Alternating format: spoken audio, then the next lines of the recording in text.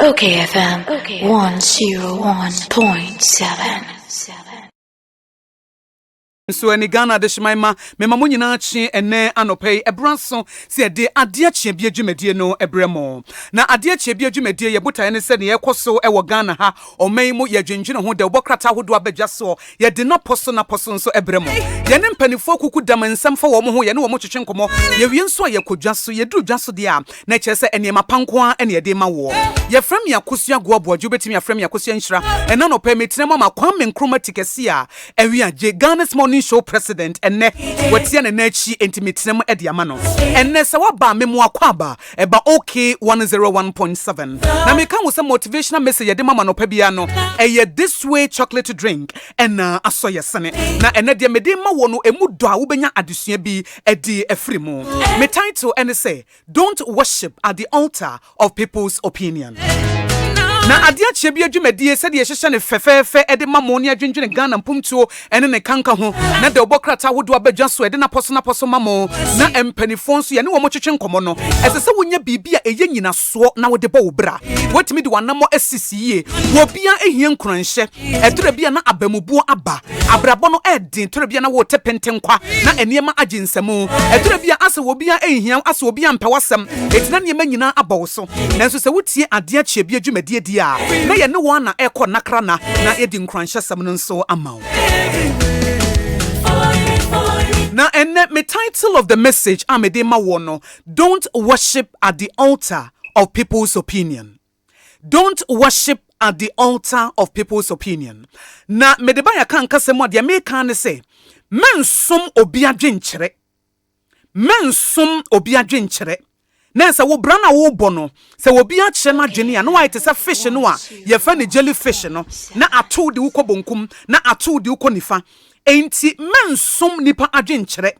mensori na opa bia nhwehwe ni mu se opese wotie de obi beka na mame fam yankasa me story ema won fato ho me wo me 20s no na asori na opa bi na me bekọ adwuma na me sori na opa na mani agye me danyame aseme se we ye danyame aye ebeye nigye nko a me di anigye ena na eko radio so na me si form no me hia wo bia me nim no ena nipa ne ka asem bi na asam na wokan no anya me de enti asam ne tsena madwenim etsena matenkam eti ebra me duru adwuma no na me ye adwuma nyina na me wra ho me ye adwuma nyina na ma ye depress me ye adwuma nyina na me tete na bi hye me so ena me busa me ho se na den na masori anopa na mani agye na den na masori anopa na Nyankopon ama me nkwa na me ho sisi me ho so me se edai de be ye good ena me hwese nyame be hyira me nyame be fa me so ye nhyira de ama obi na makohye obi e wo kwantimfi na nipa na kyere na dwene na nipa na dwenkyere no afa madwene no mum afa matinka no mum ama me wura ho me ho ama mani atanta ne suo afa office ameti radio so kra me si a me ye adwuma no aya wurahu die nko a ena me se na eba ne sei ena obi adwenkyere etimia dominating my emotions, dominating in my mind, atsna me so, wabra sam na nipa ne kan no na enye me de. Eti ade chia no pa na meto na medwendwene ho ano na eniema bi ebeto makoma so ne eye num ena me de ma wa no pa yi. Se de be ya ebetimi aboa wo na sa wonam na so obi kire na dwene a na sa na dwenkire no se anya wo de. Obi share ni opinion na won worship at the altar of someone's opinion. Emma won koyi obi a wabra bo betete. Wani die nyina beko ebe ya wurahu die nko adentia ebise obi onye onu na tua wo school fees enye obi onye onu aha edan ama wo obi onye onu na to aduane ma wodie obi onye onu na to atade ma wo hye na wonam na wo adwenkyere keke na adwenkyere na timi atena wo so na waye mobo na wani gie Nyankopon de ma wo nyina afiri ho no enne etimi ahye wo nkran. Number 1 ene say esesa wote ase se nipa bia wo behia ni bia no wo betimi ahia obi a wo behia ni bia ye wodie woni mu obi wo ho a otan ene oyawudie ne woni mu obi wo ho a odo ena ahye na koma mu ma de wo no ene wode bema wo enti se wo hia wo bi na se nipa ne de otan ma wo a sa otan no it got nothing to do with you enye wunti ena nipa no edi yawo enti memma ho kwama nipa no oyawudie garbage no ema ne mfa megu adwenem ene watenka mu esesa wo prepre shake it off ese wotimi to twene obia wo ho kwan so wo kyere na adwenkyere de wo ho ma obia na mom so obi kyere na dwene a kan hunu se nipa ne die ewoni mu no eno no de ema wo every say you cannot give what you don't have de woni ne wontimi fa ma obi betimi asɔre na wɔyɛ depressed na ayɛ awrahudie na wo yɛ nahi na wɔtan na wɔmpɛ wasɛm enti wo hyia wo no wɔhyɛ wo suro ne wo fam a ɔpɛ sɛ wɔka bibi a ɛbɛyɛ wo ya ɔpɛ sɛ wɔka bibi a ɛbɛmo atete ɔpɛ sɛ wɔka bibi a ɛbɛmo abamu abuo efisɛ nipa no deɛ wɔwɔ ɛne ɔde ma wo eti sɛ obi hyia no wɔma wɔtan wɔma ɔyɛ adi a ɛyɛ susufa ne personal wate efisɛ it got nothing to do with you ɛnyɛ wo nti ɛna nipa na yɛ saa ɛyɛ deɛ nipa no wɔ no ɛna ɔde ama wo sɛ nipa no wɔ sere a wɔde sere na bɛma wo wɔwɔ ɔdɔ a wɔde ɔdɔ na bɛma wo wɔwɔ ayamuye a wɔde ayamuye na bɛma wo sɛ wɔwɔ atirimɔden a wɔde atirimɔden na bɛma wo na deɛ nipa no bɛyɛ ne ho ɛne ne suba ɔbɛna ne didi akyerɛ wo no nipa no ɔkyerɛ wo ne suban ɛne ne nipa ban ɛnyɛ wo nti ɛna nipa no ɛyɛ saa ɛna deɛ ɛtɔ so mmienu ɛsɛ sɛ wote aseɛ ne sɛ sɛdeɛ wosi tie bia ne adeɛ bi a woyɛ bia no ɛnyɛ nipa bia na ɛbɛyɛ ne fɛ ɛsɛ sɛ wote aseɛ saa adeɛ bi a woyɛ biara ɛnyɛ nipa biara na ɛbɛyɛ ne fɛ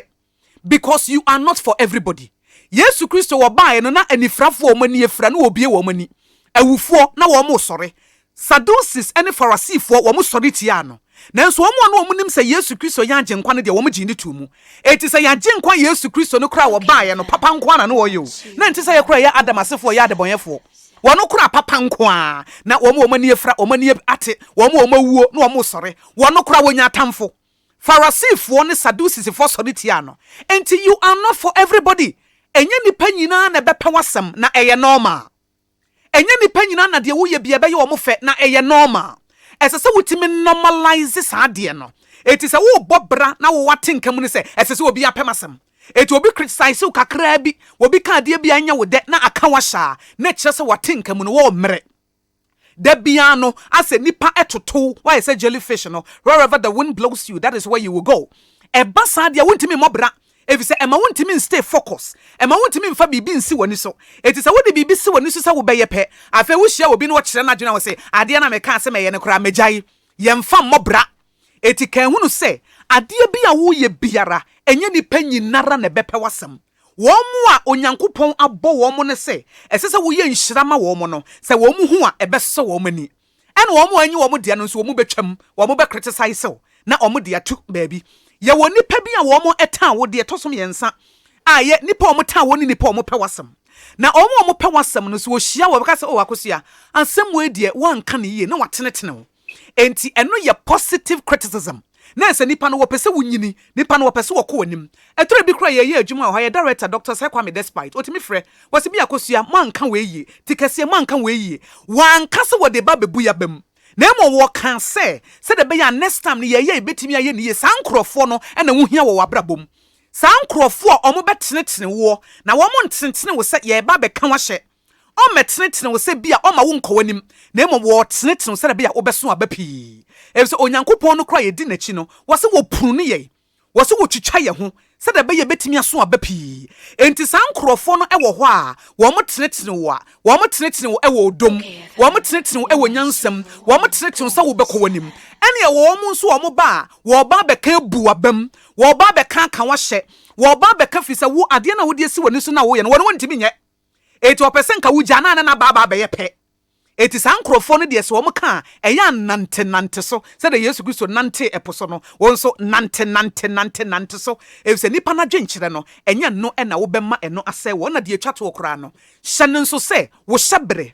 enkuta nipa bi ekuta wo ɛne Nyankopɔn ɛyɛ wo nkoa ne nipa a wo betimi asɛ wo hyɛbere no sɛ wo wamma wabrabɔ papa wamfo anam ansisi yie na wo de atirimɔden wickedness any evil ɛnante de a ɛne wɔn kasa na wotu amana na o hyɛbere nkuta nipa na wo hyɛbere kuta nyame ne wo nti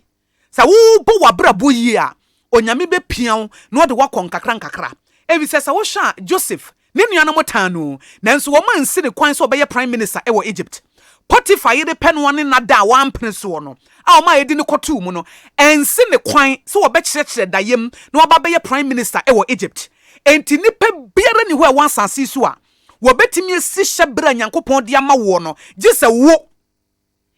wo enko a sɛ wo wa mo abrabɔ yie wamfo na mo nsisi yie na wa mo abrabɔ papa na wo de atirimɔden yɛ nipa bɔne a ɛno de wo ankasa wo bɛsɛ wo hyɛbere na emom se wo hwe wani mu tewoten na wo ye ne eye ne ne etene de a se de Joseph nuanom antimi an stop no se ne Potiphar yere antimi an stop no na de Nyankopɔn ka se bere bi beso ama wo papa ne wo ba me no nyina no nuanom nyina bow before you no sa abɔhye no nso betimi abam sa wo ti ase sa se wo be kyerɛ na dwene a enya de wo bamu bebuo wo be kyerɛ na dwene a enya de bɛka wa hye efisa wo hyebere ne nkuta sa nipa no wo hyebere kuta wo ene asafo awurade. Don't worship at the altar of people's opinion. It is a way obi ankrofo adwenkyere timi tena wo so etimi hye wo so a sa wote sa niema wo yase a ebetimi aboa ma wo mu ayedu na wotimi apem akowani mu a emma wabamu emmuo. OKFM 101.7